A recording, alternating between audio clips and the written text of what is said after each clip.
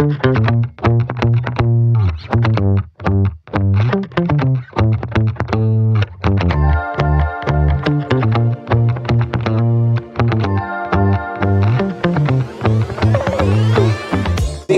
cleanliness o sa Tagalog po ay kalinisan.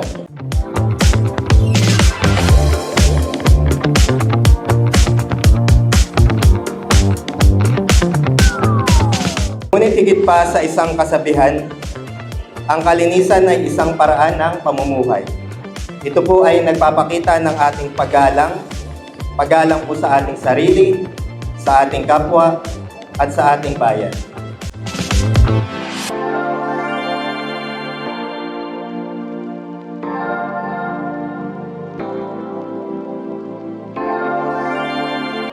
Kaya simulan po natin ito sa pagbabago ng ating sarili, sapagkat po ang malalaking pagbabago ay nagsisimula sa maliliit na gawain. At ang maliliit pong gawain ito ay nagsisimula po sa bawat isa sa atin. Maraming salamat po at muli, magandang araw po sa ating lahat.